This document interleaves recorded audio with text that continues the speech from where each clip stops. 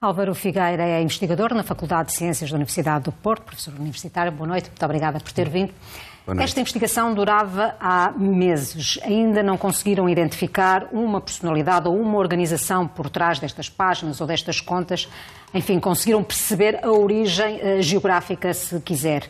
Quais são os sinais que podem indicar que estamos perante uma conta falsa, uma página falsa? Há uma série de características, Sandra. Essencialmente o que nós temos que ver é características externas à conta, características externas à publicação e características internas. Ou seja, não existe uma fórmula mágica para se conseguir detectar se a conta é falsa ou não. Nós podemos ter uma série de indícios e depois criamos uma relação entre esses indícios, dando mais importância a uns e a outros, e então finalmente podemos ter um valor limite que nos diz que é potencialmente falsa e, portanto, requer que seja dada atenção a essa conta para se verificar. Estes investigadores em concreto valorizaram, por exemplo, endereços de e-mail, até o horário de funcionamento, o horário em que havia mais publicações para poderem perceber se geograficamente confere. Esses são alguns dos indícios de que estava a falar. Sim, tipicamente utilizam-se 2, 3 dezenas de indícios e esses serão simplesmente um ou dois deles, mas há muito mais coisas a fazer. Por exemplo, uma área que tem sido investigada bastante é a propagação da conta, mas essencialmente só os detentores do Facebook, que sabem quais são as conexões, quais são os elos, é que conseguem perceber como é que isso se passa. Por outro lado, se nós virmos em termos de texto propriamente dito, podemos seguir quase um critério jornalístico. Ou seja, vamos ver quem é que o diz, se tem alguma tradição relativamente ao que diz, e então existe uma reputação que podemos considerar. Depois, o tipo de texto pode estar bem escrito, mal escrito, pode utilizar determinados símbolos estranhos, e isso tudo é detectado até às vezes erros ortográficos, não é? Podem ser um sinal clamoroso. Isso também, claro, exatamente. Mas há outras coisas, como, por exemplo, fazer-se uma detecção de entidades. As entidades podem ser pessoas, podem ser instituições, podem ser períodos no tempo, localizações.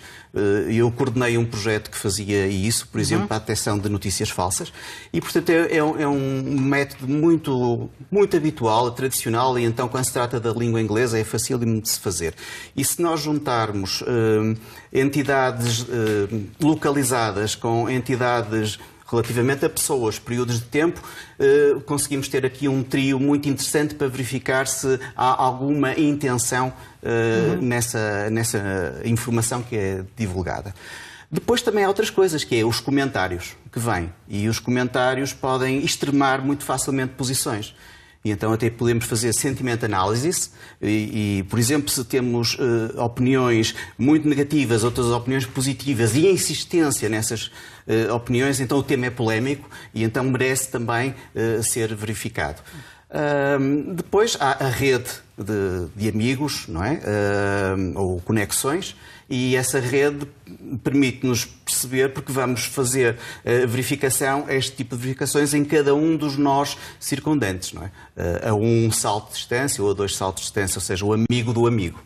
Esta triagem é basicamente uma tarefa para o ser humano, com os critérios que ele tem, ou a tecnologia pode dar uma ajuda importante? Pois, tudo o que eu disse é para ser feito automaticamente.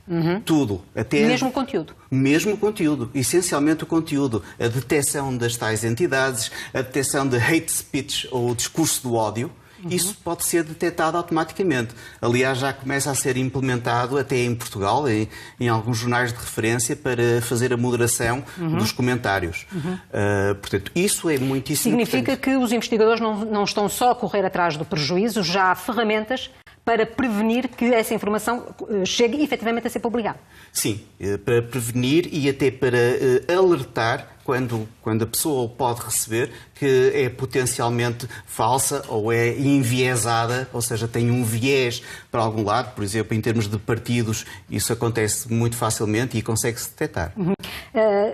A detecção destas 2 redes prova que, se for bem feita, é um trabalho difícil para os investigadores. Isto é muito difícil, porque muitas vezes o que nós pretendemos conseguir verificar é se uma notícia é verdadeira ou é falsa.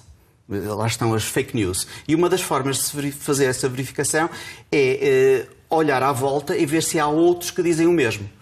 mas podem dizer o mesmo de maneira diferente. E isso é uma área que está a evoluir rapidamente, é muito promissora, é stance detection, e, portanto, verificar se duas notícias dizem exatamente o mesmo automaticamente.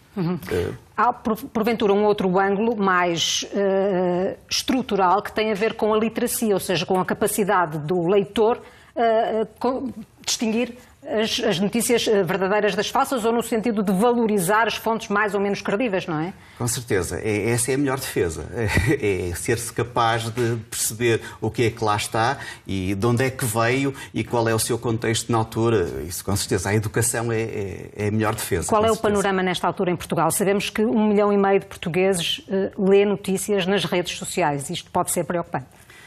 É muito preocupante, até porque a literacia não é extremamente famosa, mas estamos a dar alguns passos. Aliás, há projetos nesse sentido que têm sido desenvolvidos. A Universidade do Porto, Inesctec, Coimbra, temos desenvolvido. Ficam aqui também as suas contribuições preciosas, sinais de alerta para termos em conta quando lermos notícias nas redes sociais. Professora, muito obrigada por ter vindo ao Jornal 2. Muito obrigado.